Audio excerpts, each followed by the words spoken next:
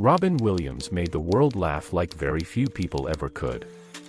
His energy felt endless, his imagination unstoppable, his mind always moving faster than the moment.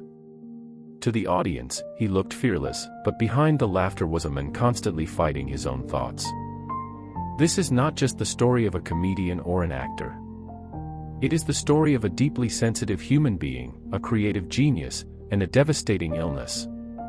A story that slowly erased one of the brightest minds the world ever loved. This is the true life story of Robin Williams. Robin McLaurin Williams was born on July 21, 1951, in Chicago, Illinois. His father worked as a senior executive for Ford Motor Company, which required the family to move often.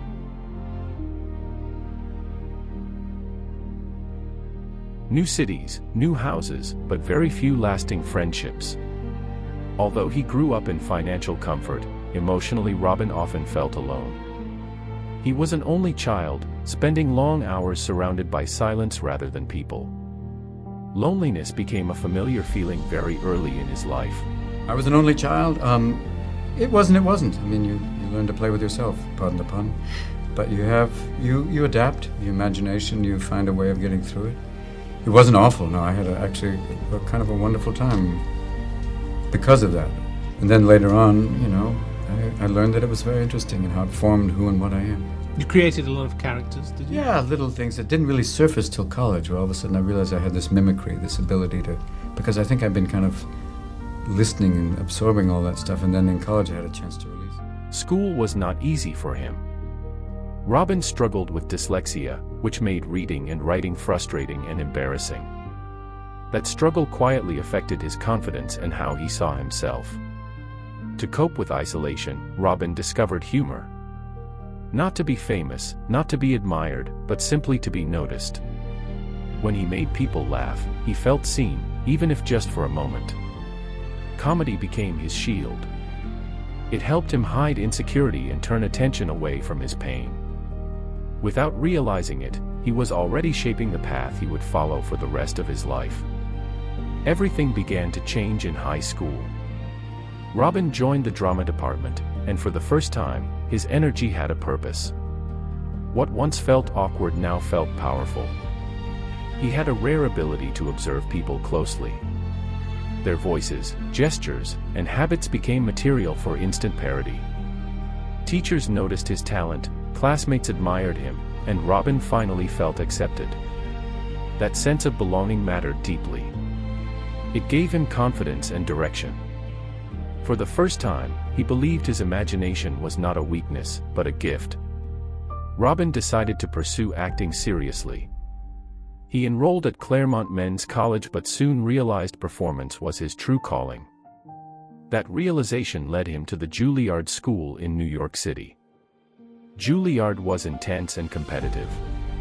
Even among elite talent, Robin stood out for his raw creativity. His instructors saw something special, but also something unpredictable. Structure was difficult for him. He thrived on improvisation, not rules. Eventually, he left Juilliard to pursue comedy full-time, taking a leap of faith. Robin began performing stand-up comedy in clubs across San Francisco and Los Angeles. His style was fast, chaotic, and completely unpredictable. Audiences had never seen anything like him before. He didn't tell jokes the traditional way. He became characters, voices, and ideas in rapid succession. Comedy wasn't something he did, it was something he became. His big break came in the late 1970s. Robin appeared as an eccentric alien named Mork on the television show Happy Days. The character instantly captured America's attention. The response was overwhelming. So strong that it led to a spin-off series called Mork and Mindy in 1978. Almost overnight, Robin Williams became a household name. With fame came enormous pressure. The expectation to always be funny, always entertaining, always on. Silence became something he feared. During this time, drugs and alcohol entered his life more deeply. Cocaine and other substances were common in entertainment culture. They became tools to manage anxiety and slow his racing mind. Friends later recalled that Robin felt unable to perform without them.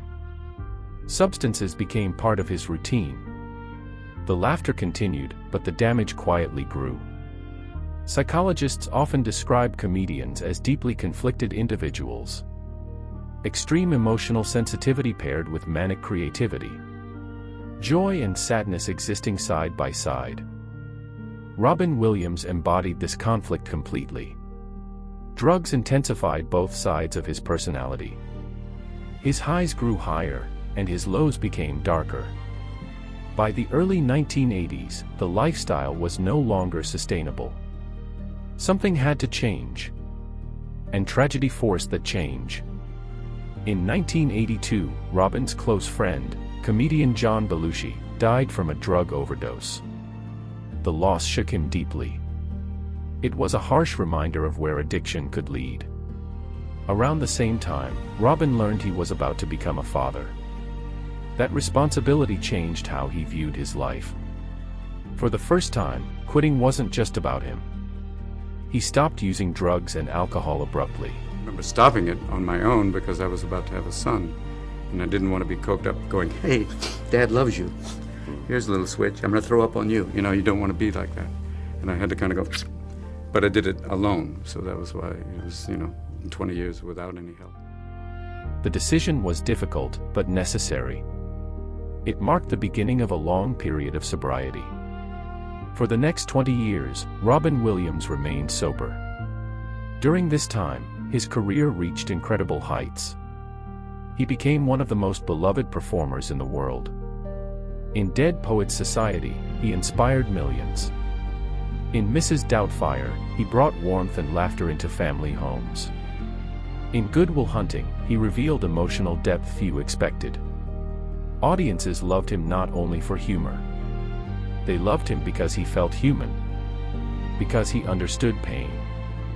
Yet success did not silence his inner struggles. Anxiety and depression never truly disappeared. His mind was always active, always loud. Comedy helped him cope, but it did not heal him.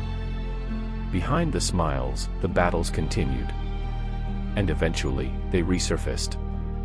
In 2005, while filming The Big White, Robin relapsed into alcoholism. The relapse lasted nearly 3 years. He later described it as one of the darkest periods of his life. I went to rehab with a lot of doctors and psychiatrists. And the more intelligent you think you are, the harder it is to let go. You think, "I've got a solution. I'll just drink a little bit." It's like saying, "I'll just partially circumcise myself. I'll be fine." The relapse damaged his personal life deeply. It contributed to the end of his second marriage to Marcia Garces.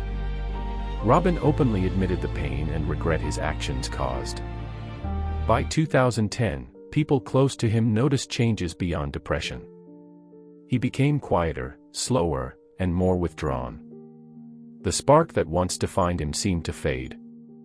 He had undergone heart surgery in 2009. Replace the valve. They did that. I had choices. You can go with a pig valve, which is great because then you can find truffles. A mechanical valve, which would be great, like an Apple iHeart. That'd be lovely. And I went with a bovine valve, which is a cow valve, which is wonderful because now I can crap standing. This intensified his lifelong fear of illness and mortality. At the same time, career opportunities became inconsistent.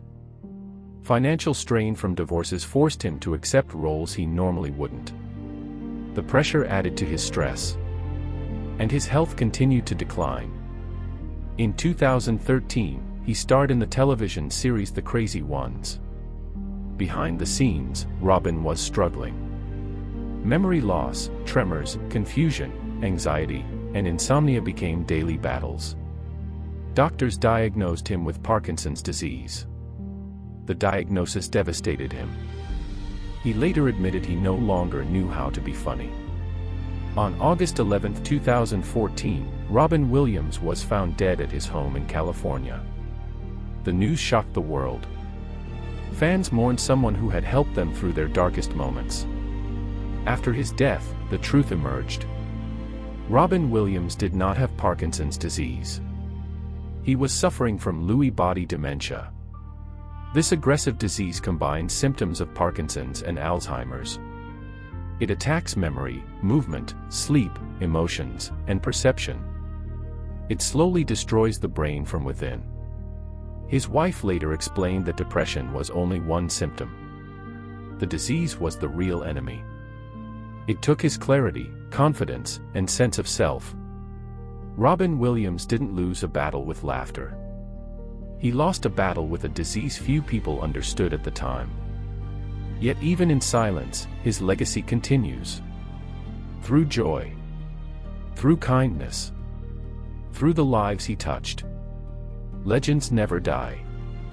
They live on through their stories.